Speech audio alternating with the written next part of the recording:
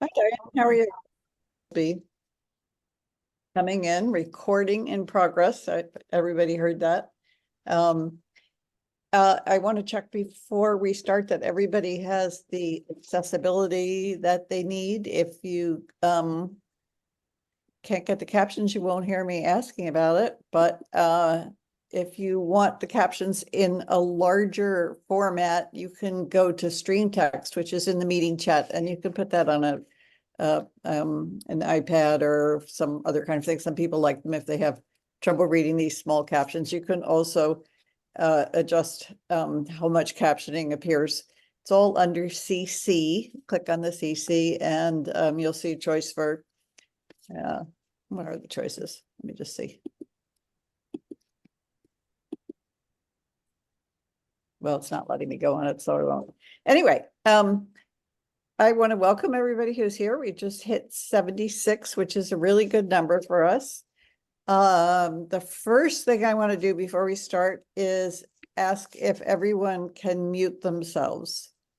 This is important because otherwise we end up with background noises and also with people on the screen who are not the speakers. And for some reason, Jean Ryan is stuck on my screen. Is that true for other people? Are other people seeing me or somebody else? John? I see you. You see me. Okay. Well, this is weird. Okay. Well, I'll just assume that everybody else is too. Yeah, I see you. Okay. Okay, good. This is, I'm not going to do too much talking because I think we're going to have a lot of discussion at this meeting. As I said before, this started as an interactive meeting with chapter members only back in the days when January, we were meeting in person, and often we'd have weather like we have today, and only, the True Blue members would show up, and we never wanted to invite a speaker at this time of year because often they weren't able to show up. So, but we've moved on to Zoom now, and we've also really vastly expanded our audience. And I imagine some of you are in places where you are not sucked in by ice and snow. It is basically, though, an interactive meeting. We hope chapter members and everyone who's here by virtue of being on our mailing list is a chapter member, will speak up. Jeff is going to give, I'm going to introduce him, but he's going to give a brief presentation. And we want to ask that people hold their questions or comments until after the presentation is over. He may pause and ask for comments at some point, in which case that's fine. At the end of the presentation, to ask a question, go to reactions and click on raise hand, and I will call on you in the order that your hands are raised.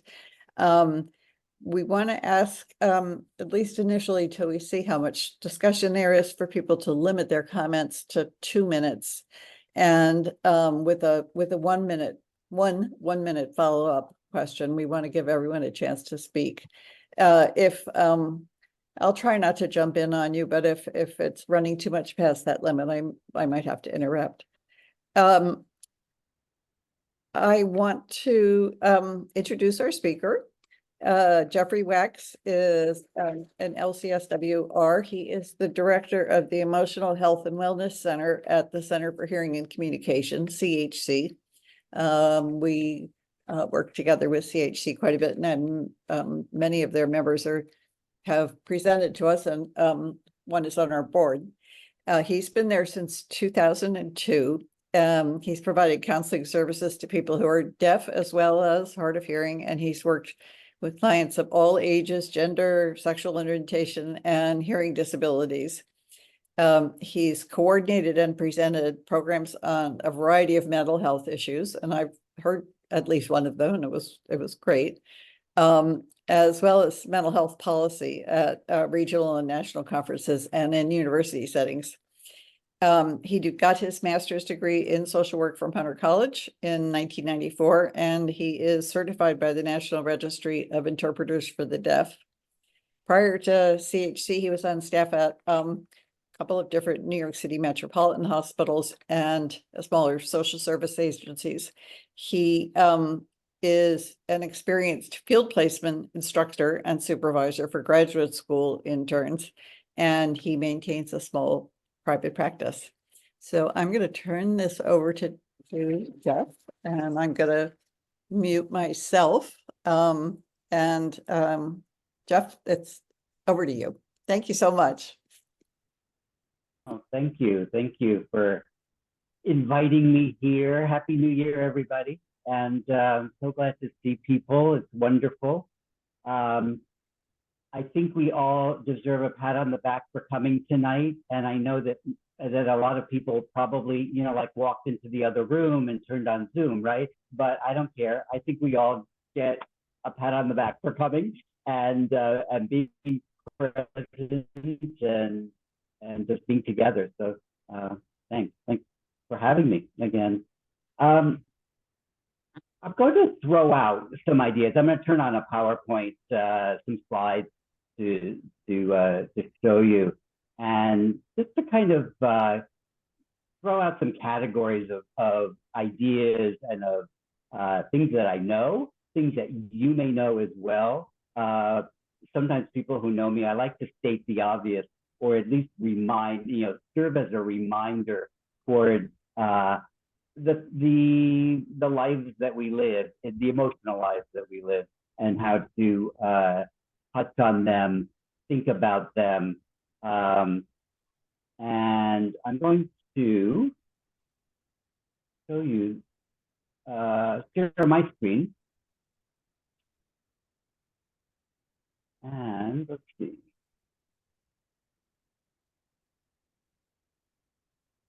This takes like, Jeff, can I get a just little interrupt nervous. for a minute?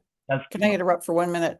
For people who can't see the screen because your caption box is in the way, you can move that. Just put your cursor on it and you can move it to the side. Oh, thank you. Thank you. Yeah, and please shout out. I when this is on, I'm not sure if I can't see anybody at the moment. So just shout out if there's glitches as we go along. You're sharing title. You're sharing the presenter's view at the moment. So the actual slide is a small thing in the corner. Oh, let's not do that. Hold on a second. Sorry. No I'm problem. going to go back out.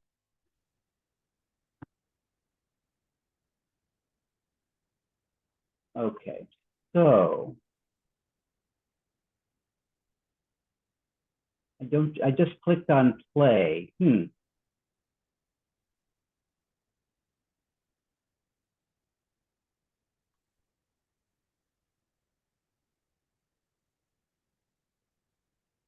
Tell me if it's the same thing. Is that still the presenter view? Yes. Oh boy. Swap displays on the top left.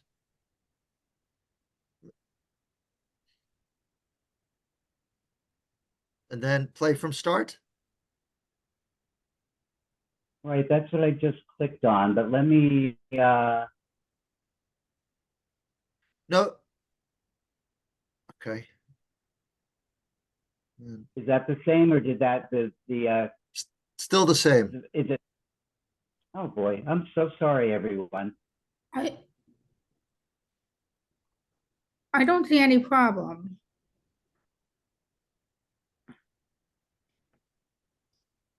Well, Let me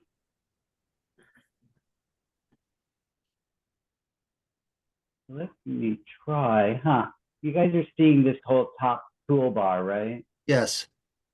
I mean, that's okay, I guess.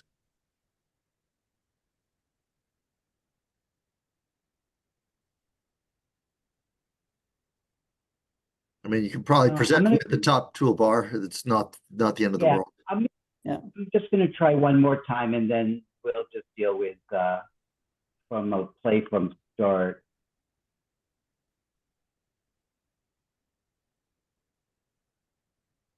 It's so weird.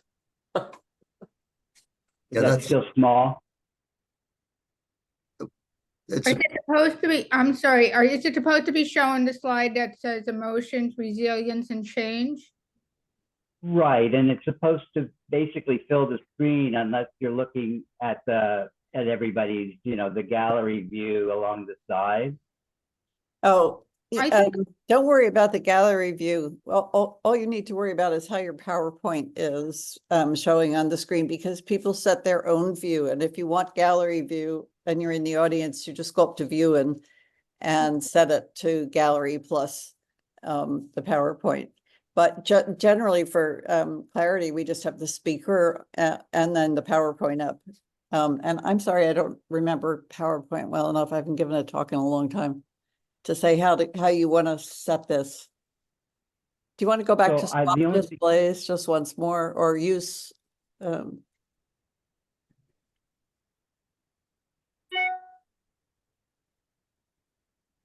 That's good. So what happens when you just move on from that?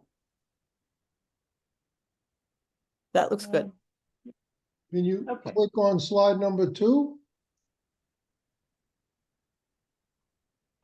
Yes, I will. Here's slide number 2. Play narrations, show me the intro. One thing I read today, and it's very apropos, was how that it's very empowering to say what we don't know.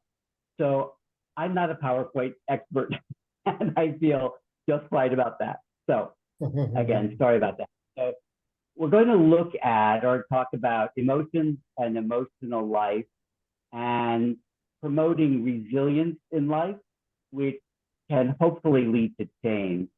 And when we go through, I'll probably say this more than a few times, I know that words are easy, actions are difficult, and change can be very difficult. So one thing I like to promote definitely as a therapist, and when people come into a therapy process, is one thing is to learn about emotions, right? Become aware of our emotions and our emotional life. And most importantly, and I'll say this more than a few times, our emotional responses. This is one of my favorite quotes, and I just wanted to present it to you guys. Compassion is to feel with others, to enter their point of view and realize that they have the same fears and sorrows as yourself. And I want you to think about, of course, compassion, when we hear that word or we feel that, it's mostly inward, going out towards others. But self-compassion, think about it as we go along tonight also, of compassion for ourselves and how enriching that can be. So emotion, most of the time we go arg, we go no, we don't want them, we don't want to feel them. Well, sometimes we do. And this list of emotions that I put on the slide, afraid and hope and despair, the so-called negative emotions. Of course, there is great joy and there's great happiness and there's great fulfillment that are also part of our emotional life, right? These two pictures, I love these because so often, especially when we feel something strongly, it's like the little kid inside us. It's the little kid who's crying. It's the little kid who's laughing, and in that slice of moment, that's who we are. Our adult selves take over for good or ill, and depending on where we are and the situations we're in, we may have to temper some of those emotions in our behavior, but that sliver of the beginning of joy, it's yay, right? And that's a really wonderful thing.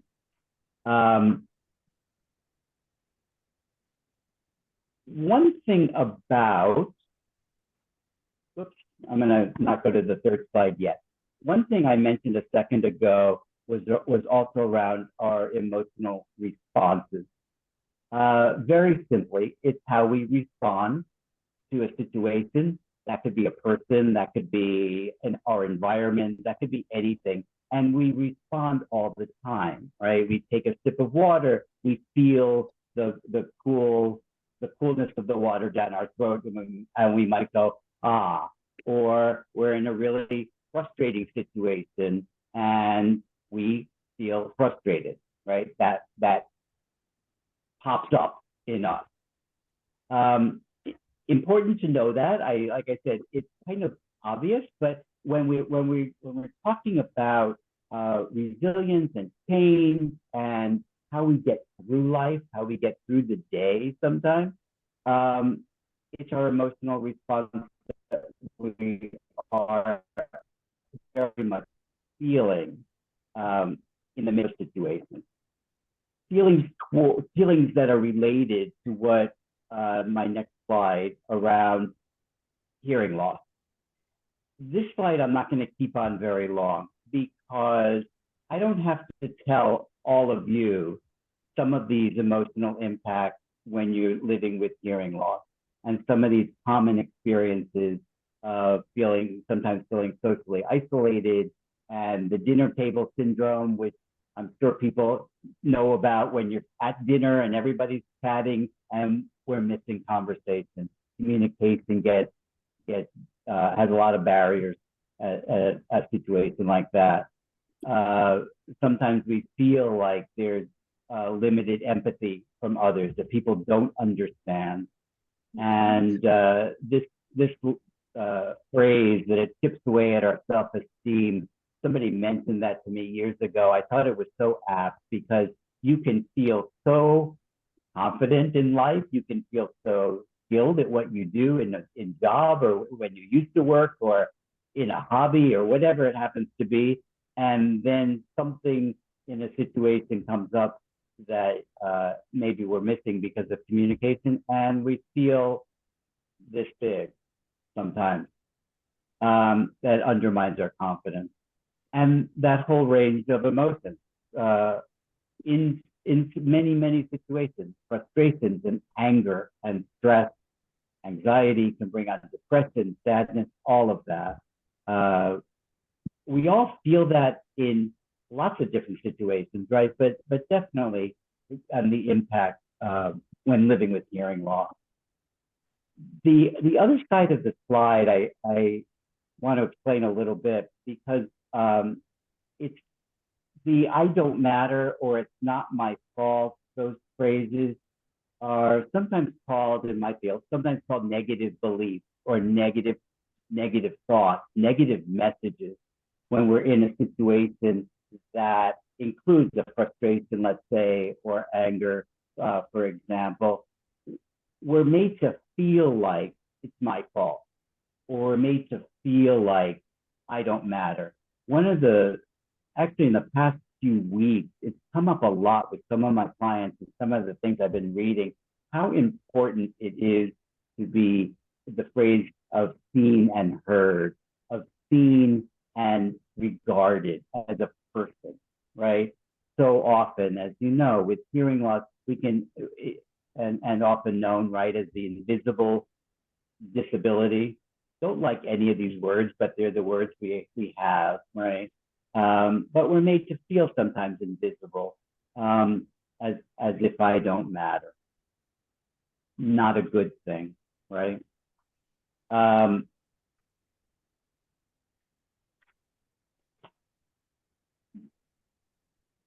brain versus the mind. So the brain controls all body functions. They're automatic, like breathing and digesting and growing and sweating, et cetera, et cetera. It controls all body functions. The mind thinks, judges, compares, worries, spins stories, remembers, plans, et cetera, et cetera. Some of those are just to throw in at this moment. Often also when I talk about feelings, in society, we have a connection to feelings that are uncomfortable or challenging. And sometimes they're bad feelings or there's good feelings. I like to throw those words out. The feelings are actually quite neutral. It doesn't mean we don't feel them, but the word and the word for them and sometimes the experience, they're kind of they're neutral in the sense that they're not bad or good. You know, when we feel sad, when we're in a sad situation, we should be feeling sad. That's what makes us human, right? And the feeling, the attachment in our world or sometimes society that says, oh, feeling sad isn't good. That's from my point of view, that's not true.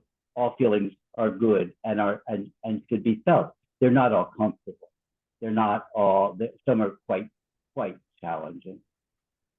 So it made me think of that in terms of the mind judging, right? An example, very, men are not supposed to cry, right? If men tear up, stereotypically, right? I don't believe it, but stereotypically, then we judge it. Oh, I shouldn't do that, or I shouldn't feel sad, or I shouldn't. That should. We judge. The mind judges. And yeah, the brain and the mind are not the same. You know, we can't live without a brain, of course, but we can live without most of the thinking and worrying of the mind. And when we do that, when we judge, when we worry, these things get set up. They become our patterns. They become our emotional patterns from day one, really. And the awareness of feelings, we can shift those patterns and shift those responses with practice. Another one of my favorite words, to practice. So when we let go of thoughts and feelings, we drop into the present moment, and that exists. That's the space in the present moment. Also, one of my favorite quotes: "If you're depressed, you're living in the past. If you're anxious, you're living in the future. But if you are at peace, you're in the present moment."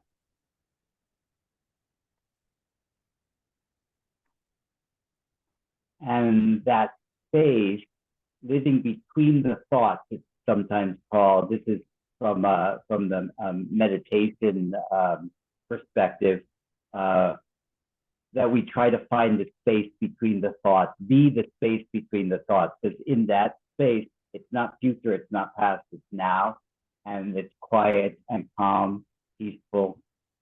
It's a split second. You know, don't get me wrong, it's a split second, can feel like, but it's there.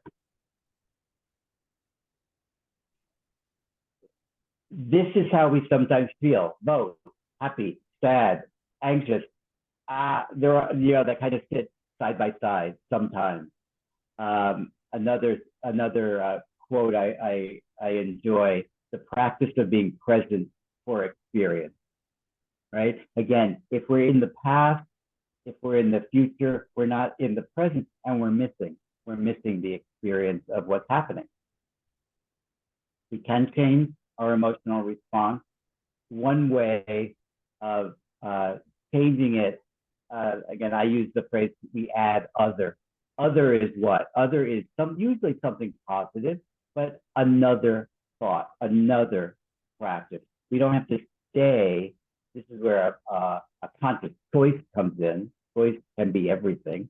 Conscious choice of, I'm going to pursue something else. I'm going to think something else. I'm going to add other. And most generally, we can add a sense of safety and control. You know, when we feel things very strongly, when we're overwhelmed, when we're in a situation that we can't control, it's not our purview, so to speak, we can be thrown into like an emotional chaos. It can feel very chaotic. And we want to add in a sense of emotional safety and emotional control. And by control, I don't mean controlling, like we have to control it, what we're living through, but a sense of control, you know. a sense of control, for example, that when we're waiting for the subway or we're waiting for a bus, we know that the bus is going to come. We know that the subway is going to come. We feel emotionally safe and control. Now, of course, the train can be late. The train cannot come, but generally, we know that that's going to be happening. So there's a sense of life is in control. We want to cultivate resilience. That's why I said earlier, yay, thank you so much. Everyone showed up tonight. It's like go up, pat on the back, because that little bit is what is resilience. That keeps us going. We stood up, we made the choice. It is a process, and the feeling of adapting well in the face of adversity, trauma, tragedies, threats, or sources of stress. It involves bouncing back from difficult experiences and definitely can promote personal growth. That phrase, what doesn't kill us makes us stronger. And it can be very present in our awareness as we currently or after we live through a situation that's painful and difficult, we can be present in our awareness of resilience. Those painful and difficult situations don't have to determine the outcome of your life. And there's many aspects of life that we can control, that we can modify and grow with, and that's one of the roles of resilience. I just want to throw in, obviously, we're at a meeting, HLAA meeting, right? Everyone is dealing with hearing loss. I didn't forget that I'm here talking about that, but I know well the experiences that I hear from people that it's really, really hard to bounce back. It's really, really hard to go through something, to go through a hard time in the face of adversity, whether it's connected to living with hearing loss or anything else. So that's one reason I'm coming back to, and I kind of focus on resilience. What strengthens us? What gives us strength? Resilience involves optimism. We want to cultivate, and again, I'm going to say it again and again, this stuff is not easy, but I want to plant some seeds. I just want to throw it out there, because the thought of I'm going to be optimistic, or I'm going to see that a door is open, I'm going to see and hold a favorable view about the future. The future could be tonight. The future can be later. The future can be tomorrow, whatever. And looking at the closed doors and turning them into something beneficial. There's a lot of power in a thought. There's a lot of power in a thought. So the thought of a possibility, that next bullet, definitely really encourage everyone to think about, not in the absolute, but allow for the possibility. It's so easy, and we're human. We fall into the trap. It kind of is a trap around, I can't, I won't, I can't do it. That kind of mindset. And we can live there. We can definitely live there. That's part of our humanness as well. But I want to allow for the possibility that I can. And seeing the door that's ajar, seeing the door a little bit open. A little bit open is a lot open, when we look for the possibility. Resilience also involves connecting to what you value. And when we're reminded and we connect to what we value, it's also an inner strength. We're reminded about love. We value care, we value family, what motivates us. Again, when we think about these things and sometimes study them, but when we think about them and when we incorporate them, when we practice them in our lives, they blossom. They really blossom. There's a therapeutic technique and process I sometimes use And there's a phrase in that process called lighting up the system. We light up our heart. We light up the nervous system. We light up our memories. We light it up, and it becomes present. Becomes present.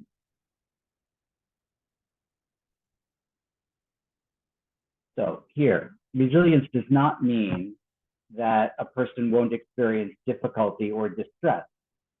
And it's the yin and yang. It's the balance of both sides of the coin, so to speak, right? I mean, if we didn't need resilience, I mean, that might mean that life is great all the time, right? Which we know is not possible and can't be true.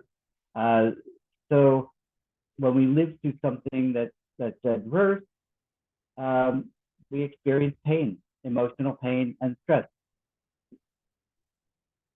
That's true in everyday life situations, right? It can be a small situation that we feel that's an adverse experience, or it could be the breakup of a marriage.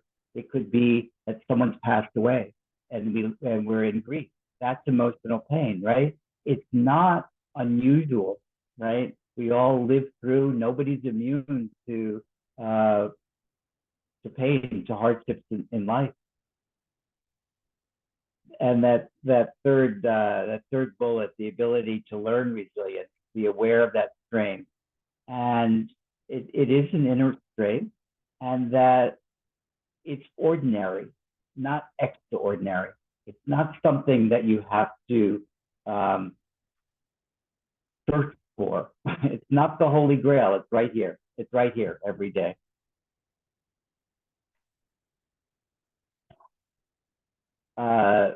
I like this phrase too. The magic of resilience in the verb, accepting that you have fill in the blank, learning how to function with COVID or a full college program or writing a book or stress at a job, and surviving challenging situations like unemployment or financial pressures or heartbreak. The heart, by the way, the heart is a very resilient muscle, a very resilient muscle. The heart heals.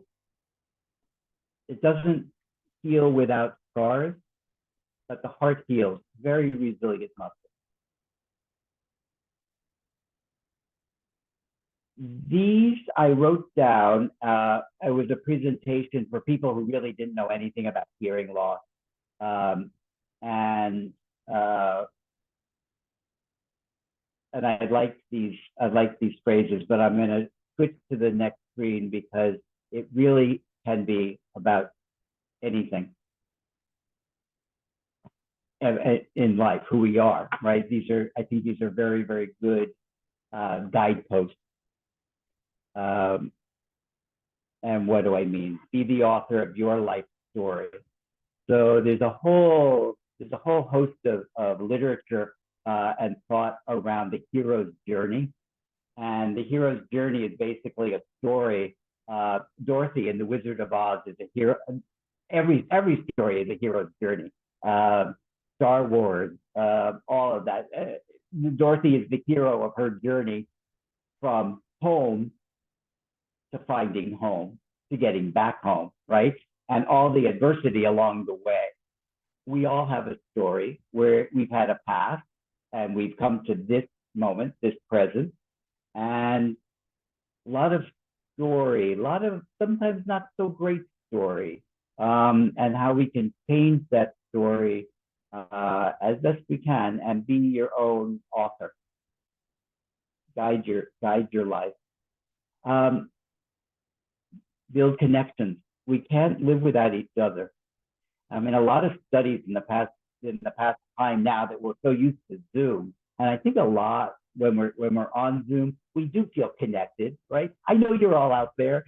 You know I'm here, right? We're connected in a fashion, but we want to build connections and have interactions, human interactions. We want to foster wellness.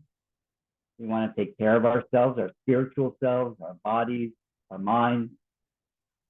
We want to have and find purpose. And I use this phrase of turning the prism. You know, when you have a prism and the light comes through it in a certain way, and if we turn it just slightly or turn it, the light changes, right? And we can do that. So we want to find purpose, meaningful endeavor, I sometimes call it, whether that's through work or whether that's through volunteering or whether that's a cause or whatever it might be, and the curiosity of what's around the corner. What is around the corner? And welcome that. Embrace healthy thoughts, kind of around fostering wellness. And seek help, really. Seek help when we're stuck, especially when we're stuck. Don't sit in that stuckness, although that can have a purpose as well. But seek help when you need it, when you need that support. We all need support at some point or other.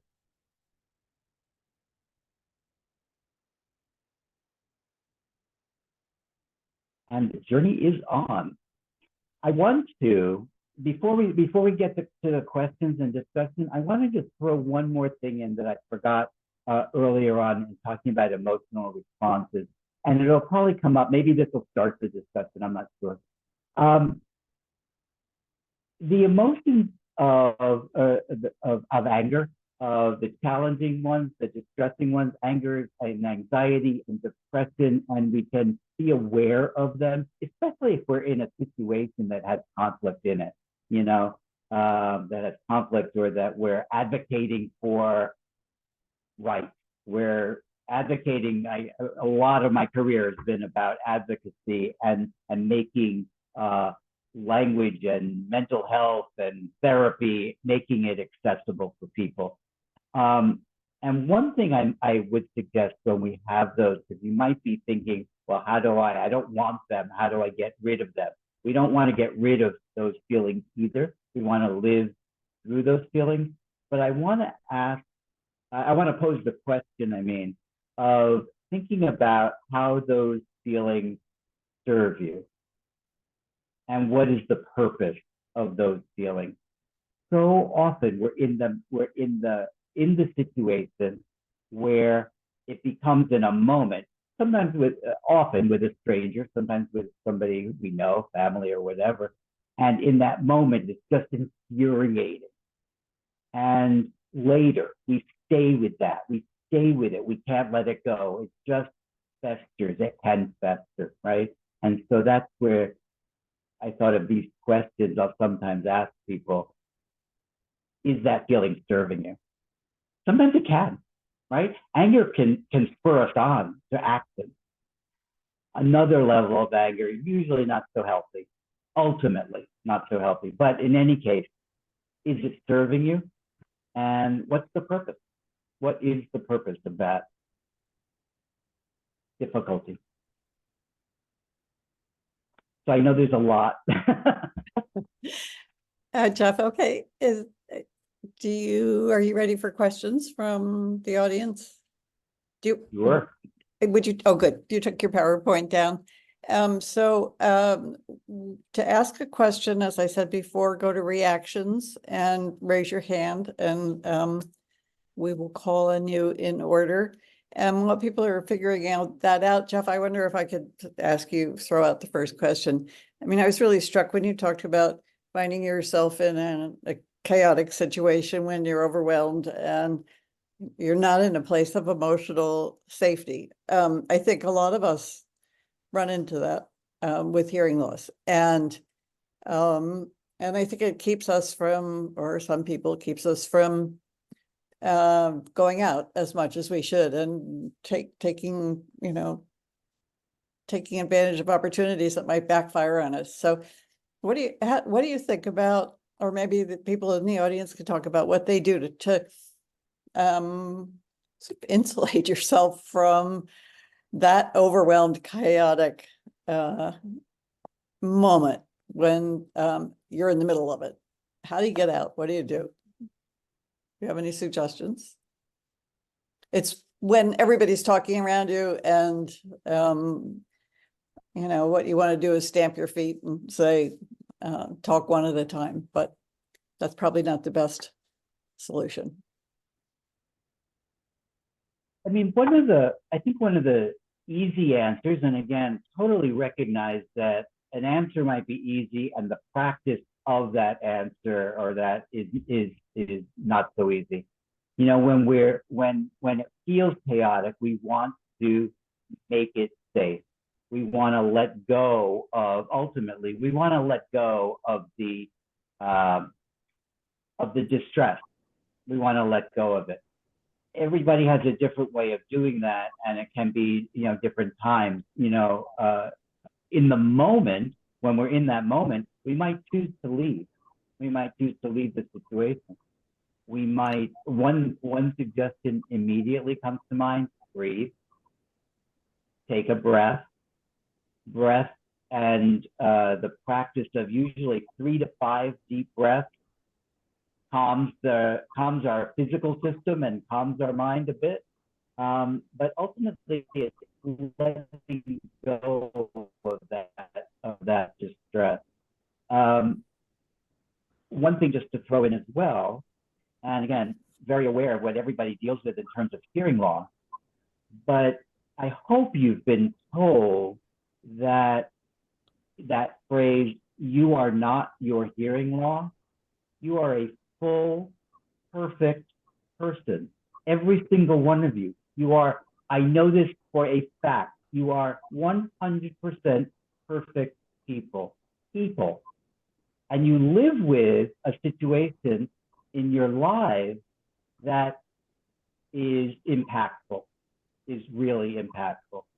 So going back, Catherine, what you were saying about, you know, how do you then go out, right? If you're feeling so unsafe in a way that you stay in, okay, we find the resilience and connect to who you are, right? If you want to go out, you go out.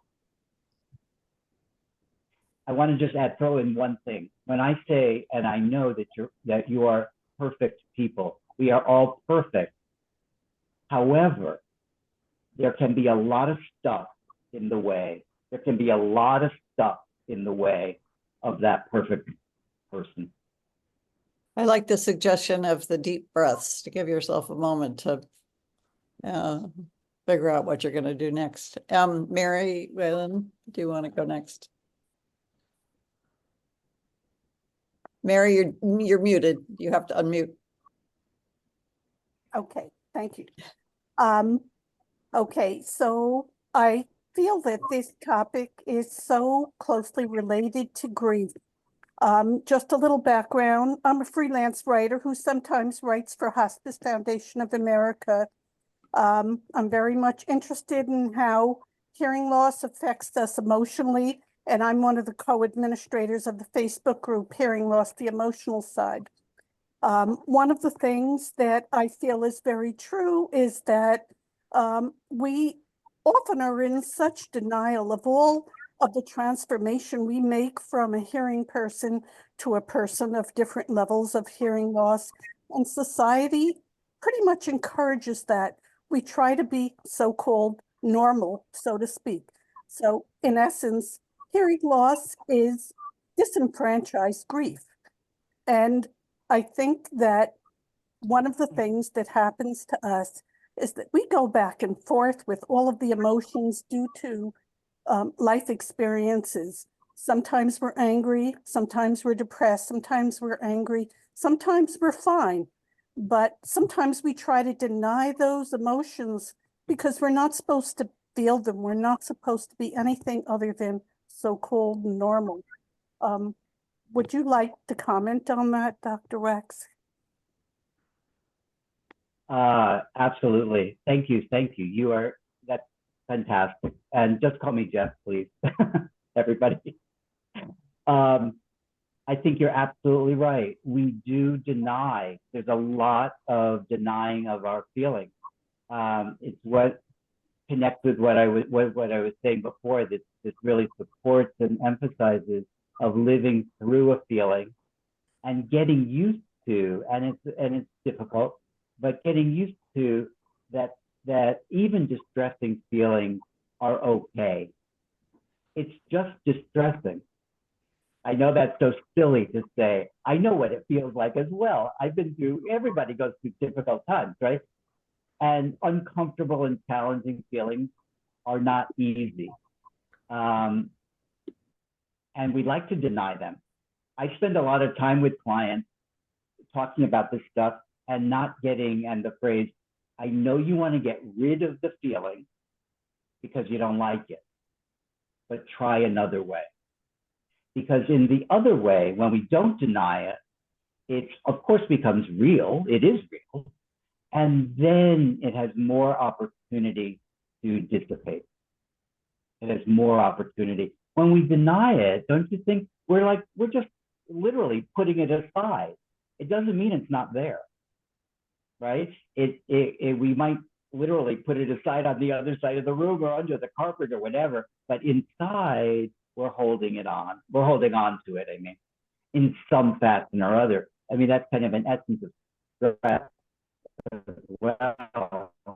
When we hold on and we start to not feel well, for example, the impact of stress on our physical body. Denial.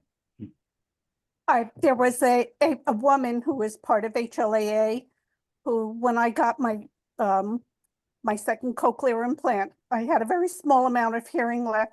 All I could hear was hissing in that ear.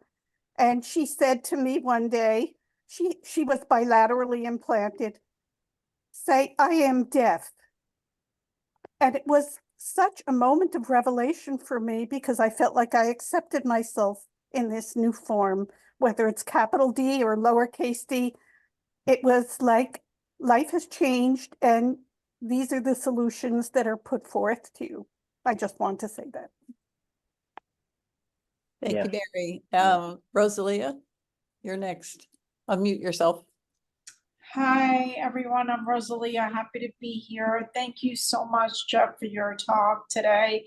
It feels really wonderful to be in a community where I'm supported.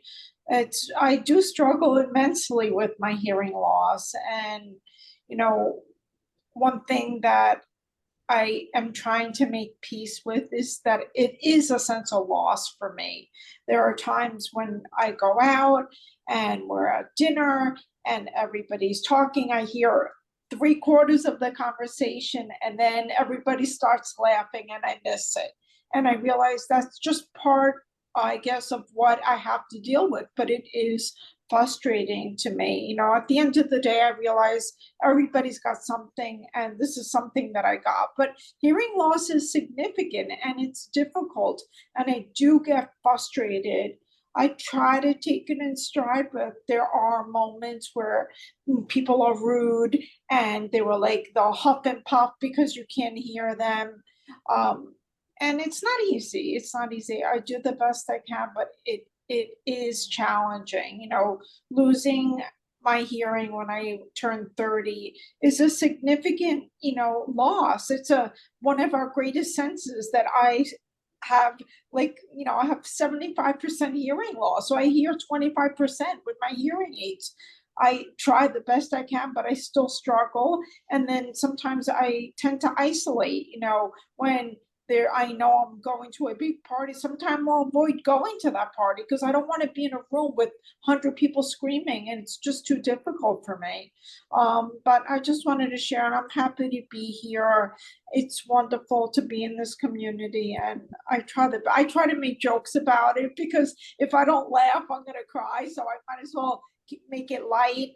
But it is a struggle and every day, I have to just move forward and realize that everybody's got something, right? Thank you. Thank you so much. If I could just comment on a couple things. You said some wonderful, very poignant, very true experiences. Humor is a lifesaver. Humor is, I just saw a presentation of a PhD a person defending a dissertation about humor and our health. It's essential if we can cultivate that as well. Some of what you were just saying reminded me of after the situation that we're in that is difficult, self-care, self-care, self-care. Whatever gives you that comforting feeling, soothing, revitalizing, it's really essential. I had a supervisor once years ago, actually it was in a training, who used to say, you've got to put the baggage down every day. We can't carry the baggage around. So sometimes, especially after a situation like that, part of letting it go. One last thing. You used the phrase when people are really rude, and when people are, and that is so true. So true. People are rude, people are harsh, people don't care.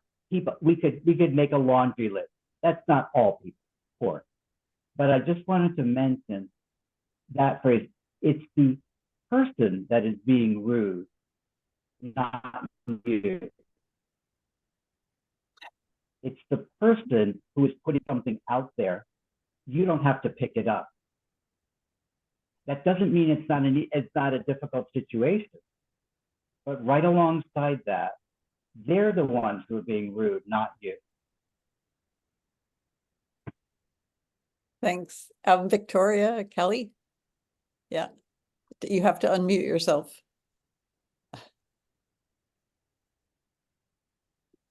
Victoria, we can't hear you. You need to unmute on the lower left.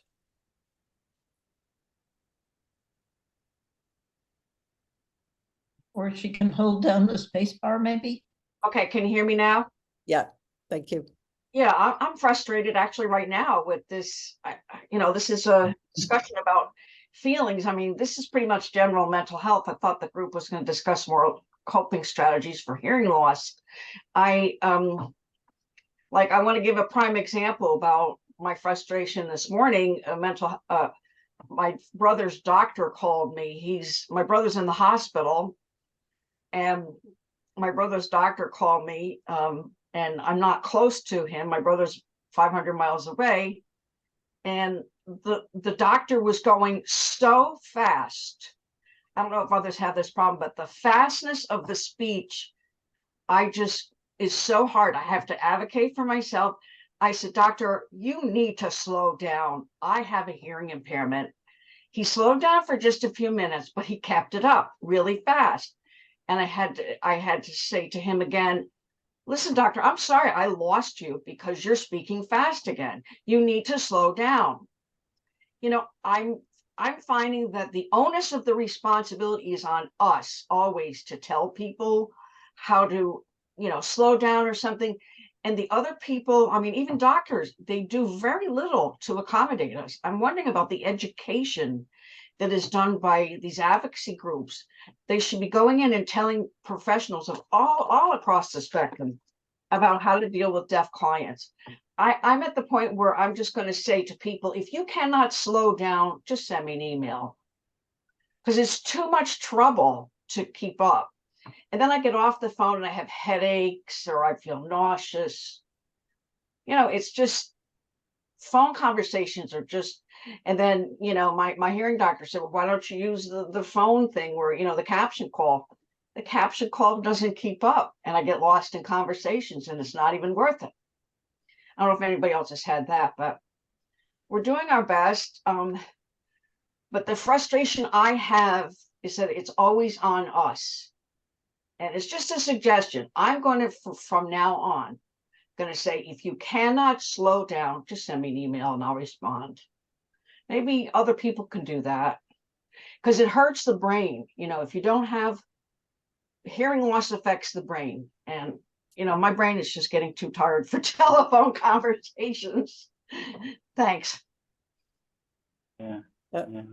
I think we've all had that experience, Victoria, and the suggestion to email instead. I'm sure the doctor will say no, because they don't want to put anything in writing. But I think, one of the hardest things for us to do is to just keep interrupting, keep saying, slow down, I can't follow you. You called me, there's something important you want to tell me. and I'm not gonna hear it unless you slow down. So I mean, I think it's a really good point.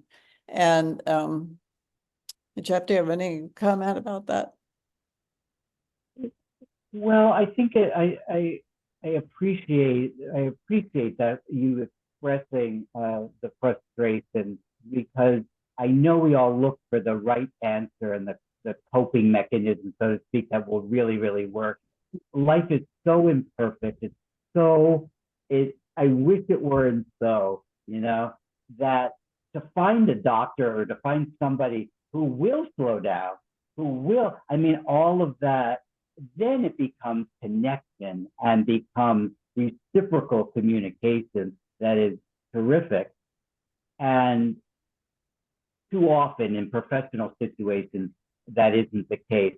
I have a question though, that I as you were talking, when you have, or for anybody, if you happen to use Otter or one of the other voice to text mechanisms, if you ever use it in that kind of situation, does it change the dynamic at all? What's Otter? We are actually having a meeting this spring on captions. Otter is a captioning app for your for a smartphone, and you can use Otter on iPhones or Android phones. And there's also something called Google Live Transcribe that does the same thing. They work it for in-person conversations, but what I was thinking is that there's also a cell phone app, a smartphone app called InnoCaption that is really, it's much, I mean, I hope Caption Call isn't listening, but it's much better than Caption Call. They're very fast. And so, but it's still it's still the onus is on the speaker to slow down when you ask them to. And so I think we just have to keep Education programs that go into hospitals and talk to professionals. Yeah. Dana, do you want to, don't forget to unmute yourself. Hi, my name's Dana. You hear me now? Yeah. I remember in the past, our HLAA group had a program on hospitals, and we had someone from NYU speak with putting little ears on people's charts so that all staff would know that people had a hearing loss, and educating people in the hospital setting. And I guess that includes doctors. So, but people, I have a cochlear implant now, which has really opened up my life. It's just wonderful. But I was so isolated before, and yes, I had to constantly tell people to slow down, everyone, and they only remember for a short time. You have to keep reminding them. So that's just the way people seem to be. And my solution as someone who has both a hearing and vision loss is in social situations is try to come with a friend or a daughter or a spouse, or have them meet you there, and or try to sit next to them at the dinner table, and they can help fill you in with things that you miss. It's always wonderful to have a person like that. And at least you have one person to talk to. Also, I love kitchens. Kitchens are wonderful places to hang out in. Everyone sits around the table. It's well lit. The music's not as loud. So I always gravitated toward the kitchen. So that's another thing, humor. That's the funny way to look at it. So I love humor, and that's all I have to say. Thanks. Jay, you're up. Jay Allen Zimmerman, JAZ. Hello, can you hear me? Yeah. Yes, can you hear me? Okay, great. I wanted to say thank you so much for coming tonight and speaking. This has been fantastic. For those people who don't know, I'm Jay Zimmerman. I'm a composer who became deaf, partly because of September 11th. So that's been about 20 years of dealing with this. And Jeff has helped me with a lot of things, which I thank you for. So your presentation was a great reminder of a lot of these things that can be very helpful, getting rid of negative beliefs and things like that. Other people brought up about captioning. I'm using the caption phone right now, which we had to use in our sessions. I want to touch on a couple of things that you brought up in your slides and that people mentioned. You mentioned the breathing, how much that's helpful in these moments of chaos. So maybe you could talk a little bit more about the breathing. And the second thing I wanted to bring up, you brought up a slide about acceptance. I know if we spoke about this, but I had a lot of trouble getting to the word acceptance.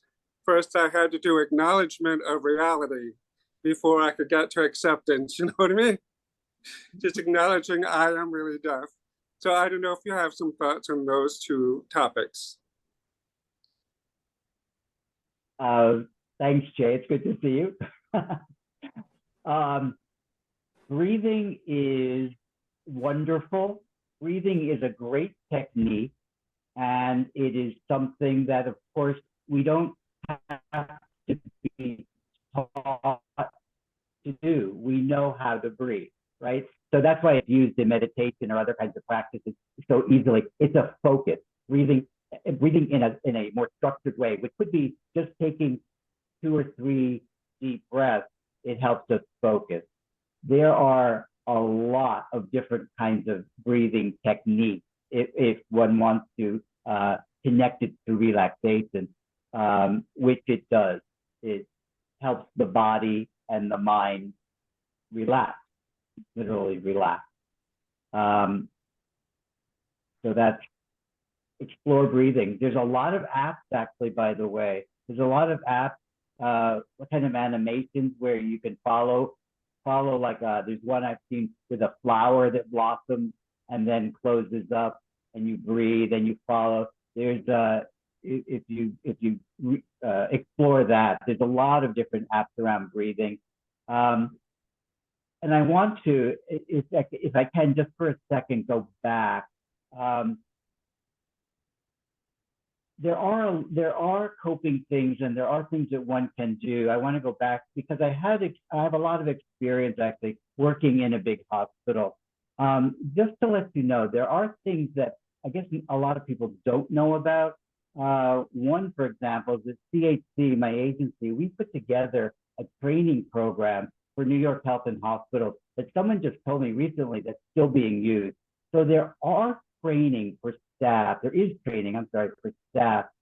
Do they learn it? Staff turns over all the time, but there is, I believe it's a requirement where people take this training, watching a video kind of thing about hearing loss and about what they can do to better communication. That's one thing. Another thing in a hospital, or maybe even a bigger doctor's office, is plan the visit as best you can beforehand. Yes, the onus can feel very much on you, but and strong advocate, and I know you guys are too, speaking up for yourselves, right? And advocating for yourselves. Let it be known and what you need. I would recommend, if it's a hospital situation, don't bother with the doctor. Obviously, someone's sitting right there in front of you, but if there's a problem, go to the social work department and go to the patient services department. Okay, those are the entities that are there for the patient. And also, don't be afraid, we often are, to file a complaint. I don't mean a legal grievance, that kind of thing, but let people know. Everybody has those surveys. All entities have these surveys, right? Client or patient satisfaction surveys. If you're not pleased, please tell them. They do pay attention. They do pay attention. Do things change all of a sudden? Maybe not, but it's important to do. And that helps mentioning these things because it helps us as individuals. We're doing something. We're coping with a situation. Thank you. I'm going to jump ahead to Tony Iacolucci because she is working on this same kind of thing for HLAA. And Tony, do you want to talk a little bit about what you're doing I'll at just hospitals? briefly, thank you. The HLAA national website is being redone at the moment, but there is a communication access and healthcare program through the national office, and myself and 3 others are on the strategic committee for that. And we created that program about 2 years ago. We have a couple of web pages on the national website. They're a little tough to find until they redo the website. Also, on the New York City website, there is our communication access and healthcare sort of manual that's divided into a section for providers that you can share with providers or for yourselves as patients to kind of give you a heads up on things you can do. The most important thing is we sit on advisory boards, we meet with researchers, we meet with hospital administrators, and we're trying to get systemic change, but it's really slow, and we mostly do pins on a map. But each one of you are the people that are going to make this happen. And I know how frustrating it is when you're trying to talk to a physician and you can't communicate. But the one thing you need to do, for example, the situation where the doctor kept speaking too slow, and you'll say, well, you'll have to email me if you can't use an app. Or another resource is to say, I have a legal right to be able to hear what you're saying. And that goes not only for the patient, but Victoria, you seem to be in a caregiver situation here with your family member. You have the exact same right to aids and services to communicate effectively as a caregiver, spouse, friend, whatever. You have got to speak up. If you can't get anywhere, if you can't speak to a disability coordinator, they're called many things at hospitals, and you can't get results, you need to file a complaint with a hospital. It's not a lawsuit, it's a complaint. And if they get enough complaints, they will start to speak up. So Jeff talked about empowerment and how that really helps you deal with your hearing loss. So if you can get a hospital, make a tiny change. Okay, I promise you that will help you emotionally to deal with hearing loss, because you will start to feel like you really do have worth and you really can accomplish things for yourself and for other people. So thank you for that. Well, thank you, Tony. I think we should move on. Andy Jacobs. Yes, hi. I've been working with hearing aids for at least 10 years. Widex, Phonak, I'm back to Widex. But it wasn't until the COVID pandemic that I realized how much I depend on lip reading for hearing. I didn't know I even had that ability, but when the plexi sheets went up, and then of course the face masks, suddenly that went away, that source of hearing, and things got a lot worse for me comprehending what's going on. And particularly in the hospital context, I would think that the physicians and the nurses should know that lip reading, I think, is pretty much innate. And I'd like to hear what Jeff has to say about that. Thank you. And if I'm understanding the thought, the question, one thing comes to mind about whether it's speech reading or anything else, assistive devices or technology. I mean, it's true, speech reading or lip reading, is innate, but some people are very skilled at it. Some people are not so skilled, but people don't realize the nurses or staff at a hospital or doctor's office or really anywhere, they don't realize, they haven't been trained, they haven't been taught really around how to communicate most effectively.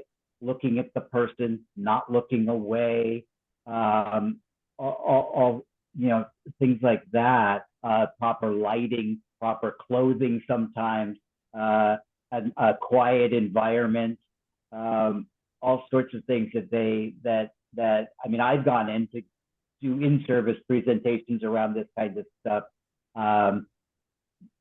Do they do it? Not always. You know, one thing about hearing people is that in my experience, other than the people who really don't care, and I hope we'll leave them aside, but the people who, a lot of people are just don't know, and they are operating, not to give them a free pass, but they're operating on what's natural to them. Different ways of communicating, different ways of coping, different ways of advocating. We learn how to do that.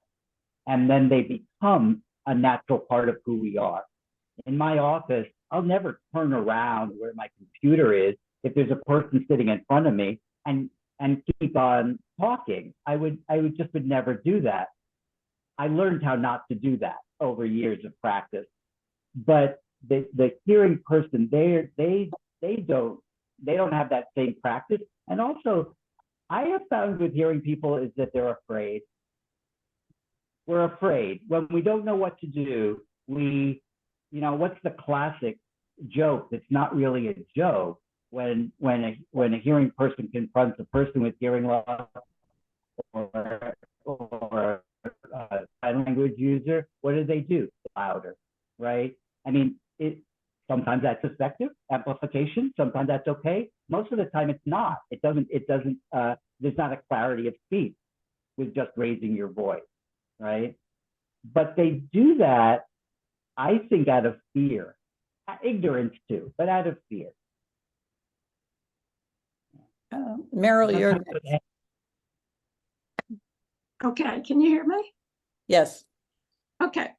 Well, I just wanted to say to Jeff, thank you so much for your presentation. I'm a social worker too. I'm a retired social worker. And in thinking about, I just wanted to say that in thinking about feelings, just because we feel a feeling, it makes us uncomfortable. That doesn't mean that we have to just act on it. So if we can get our feelings under control and make a plan for what we're going to do, I find that we feel less like a victim.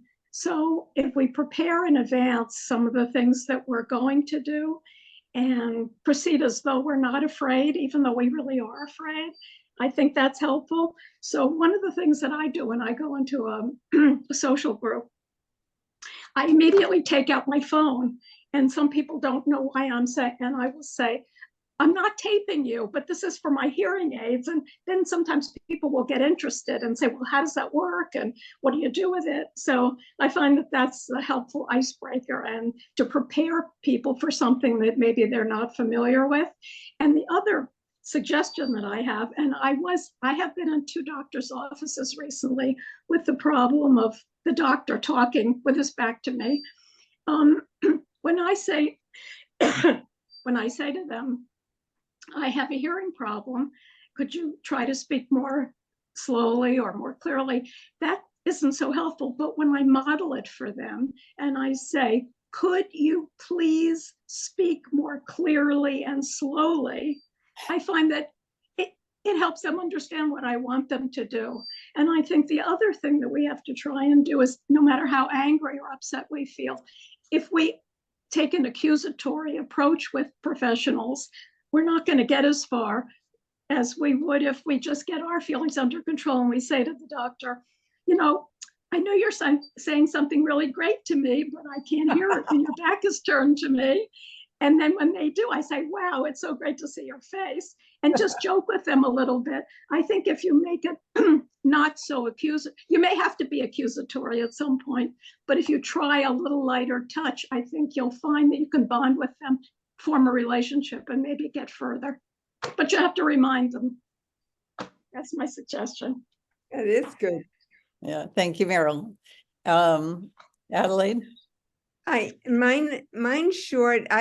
When somebody's speaking very fast and they don't respond or they go right back fast, I say, okay, I have a hearing loss. This is what I think you have said. Is that correct? So in other words, I try to tell them what I've heard. And then I say, you got to send it an email. But instead of, because when you tell people to slow down, it does, it only lasts for 5 seconds. So I just like to repeat what I think they've said to me. I think that's a good tip. Yeah.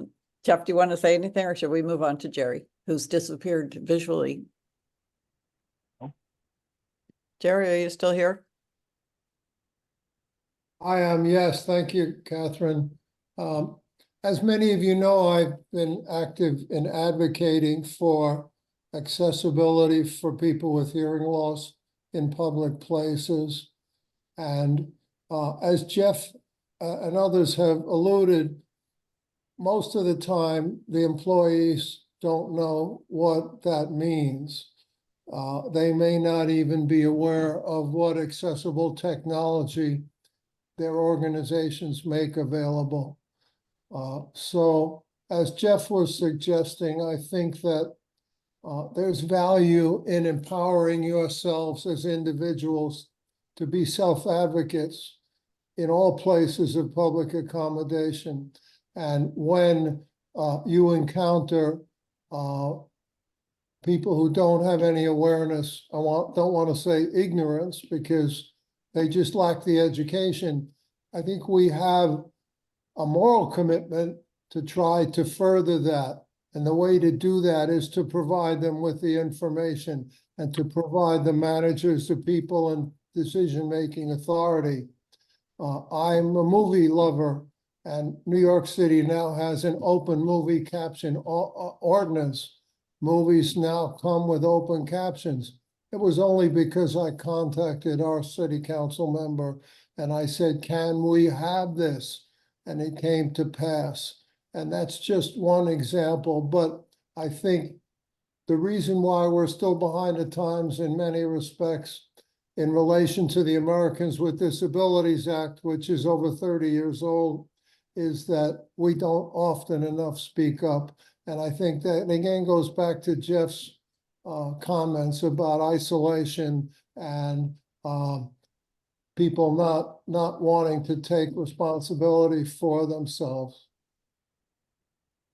Thanks, Jerry. I think we've all also said often that when you advocate for yourself, you're advocating for everybody. And it's a good thing to remember. Claire Locke? Yes. Hi, thank you.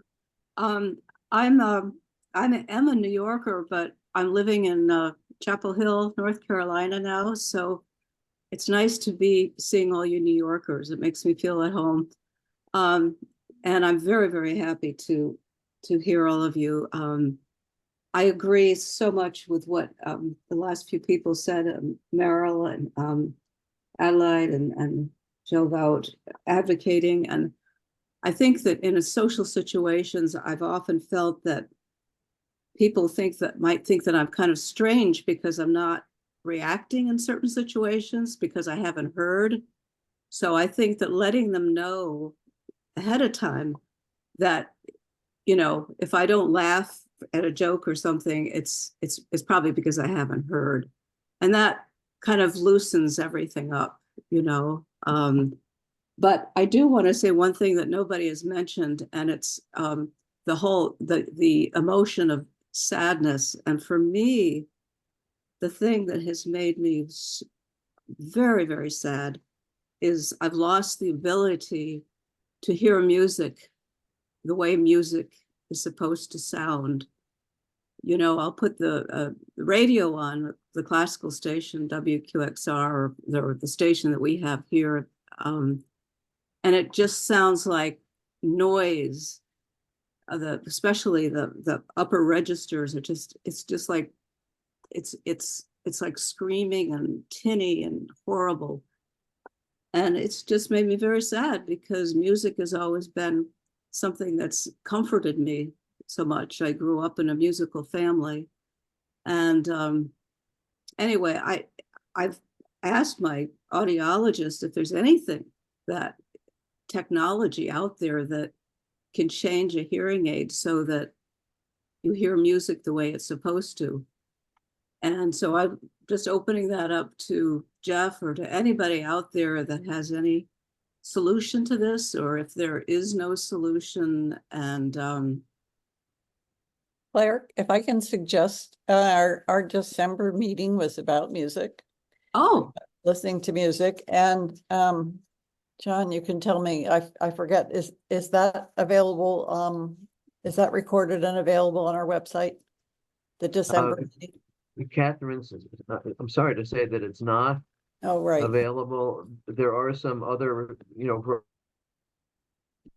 Yes, if you go back and look, our December meeting is always devoted to music. And so if you go back on the website and look at our December meetings, you can listen to musicians talking about their own hearing loss and how they, the kinds of things they can do so that they can hear better.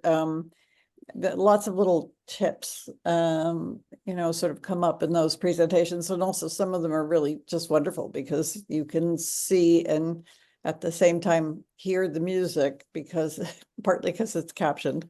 So I would recommend going back and looking at some of those. I'm sorry you missed our December program, but we'll have another one next December.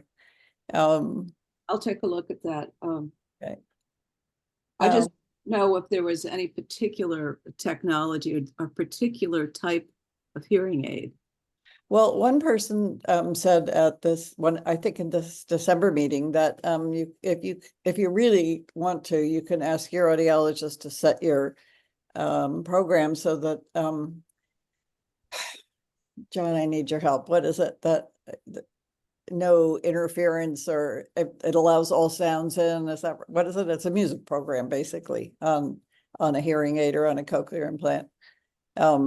Anyway, come back. I'm not articulate enough about this. And Jeff, I since you're not an audiologist, I don't think it's probably something you're well versed in either. But Claire, we could keep talking about this. I have some other suggestions. Thank you. Thank you so much. Ruth? Don't forget to unmute yourself. John, the Association of Deaf Musicians, what exactly is that? This maybe that it can help Claire. Yes, that's Wendy Cheng's group. Yeah, Claire, there's an association of deaf musicians. Try Googling it. And the thing that I just wanted to say was, I don't ask people to face me when they speak. I tell them that they have to be able to see the whites of my eyes. Okay? Facing me doesn't work. I have repeated this, and I say it very nicely. And I had an eye doctor. I told him very carefully that I am profoundly hard of hearing. And he promptly turned his back and started typing. And I said to him, doctor, and talking, of course.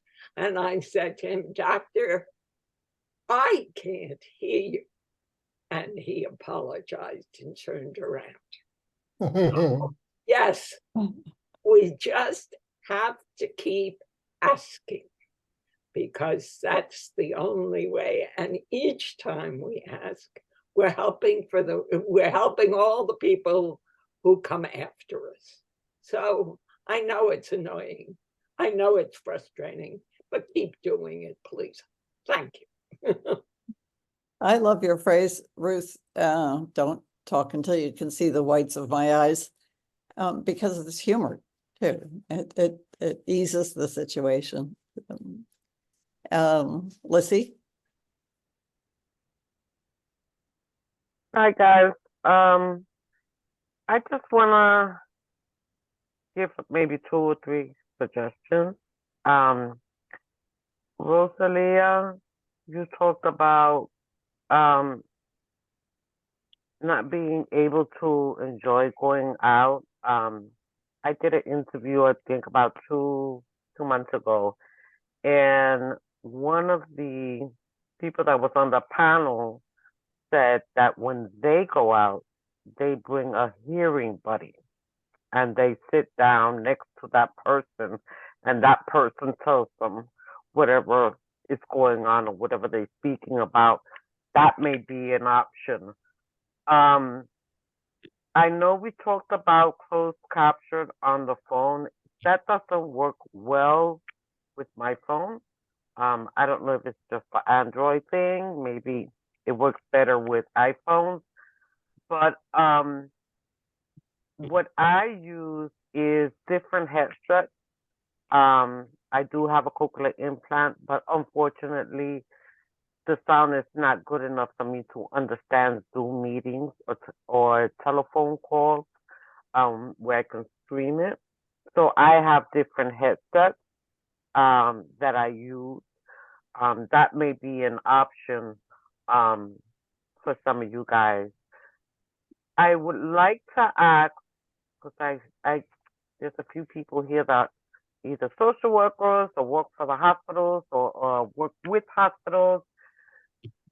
I have a question on when you tell the staff or your doctor that you have a hearing loss. I mean, back in the days, they used to have a file on you, right? And they will mark it on your file.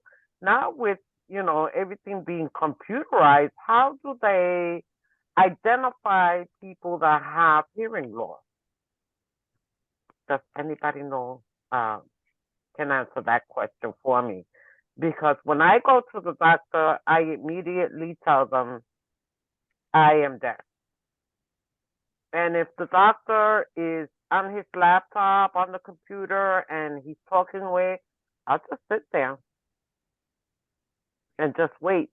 Once he doesn't get an answer from me, he has to look back at me, and that's when I repeat and I say, I am legally deaf. You have to look at me.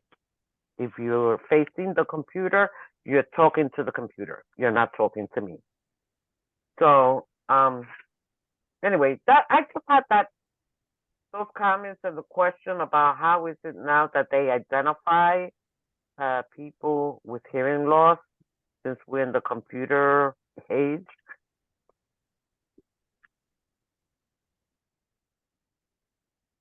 You mean how do hospitals identify you on their electronic chart?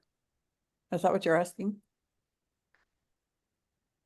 Yes, if you tell your doctor or you tell the person that the receptionist, I am deaf, I might not be able to hear when they call my name. Can you please,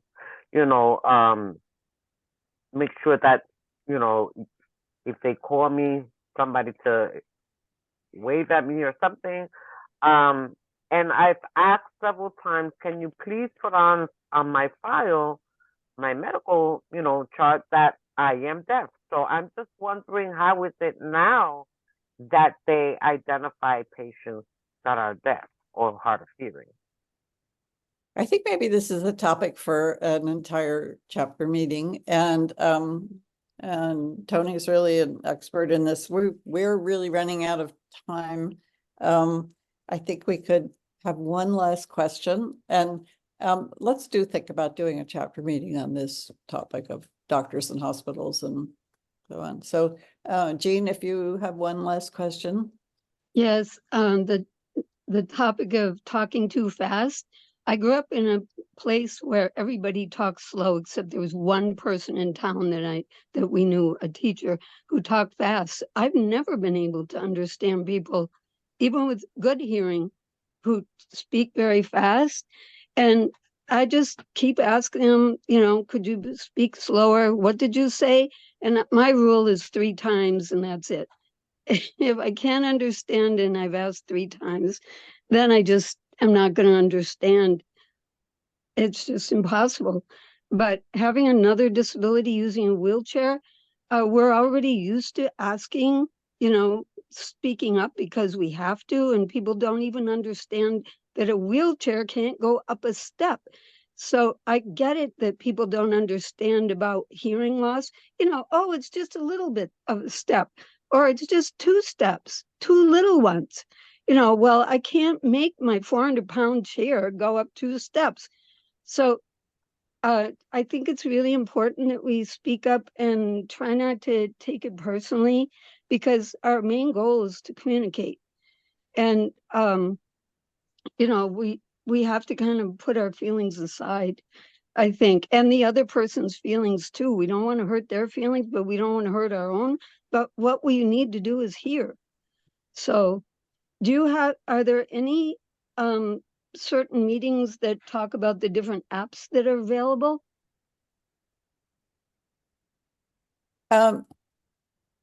Yeah, I think we can't really talk about that in this meeting because we're. No, over I time don't already. want to know about, I mean, are there any meetings where that's the main topic of Yes, well, discussion? we have a meeting coming up. I forget which month it is, but on captions. So that will include things like captions in one-on-one conversations, captions on cell phones, captions on landlines, captions at the movies. I forget, there's a whole raft of circumstances that we're going to be talking about at that meeting. And it's on our website which month it is. And, you know, I hope everybody will come because obviously, I mean, there's captions I think are, you know, just extremely important to all of us. And I think there's a lot of new technology and people don't really understand it. So we do have to sign off now. And obviously, Jeff, you raised a lot of emotions and also some interesting questions and some interesting solutions, not only from you, but from people in the audience here. So I want to thank everybody, and I hope you come back in a month, Tuesday, February 20th.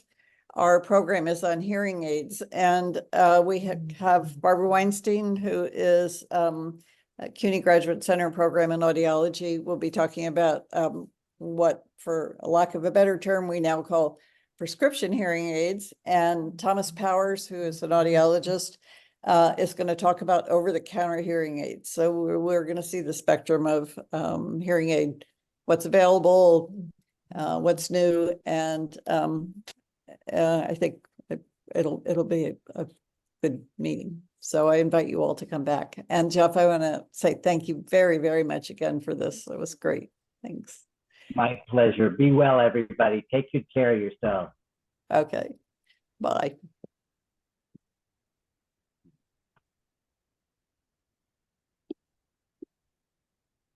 David, if you're still on.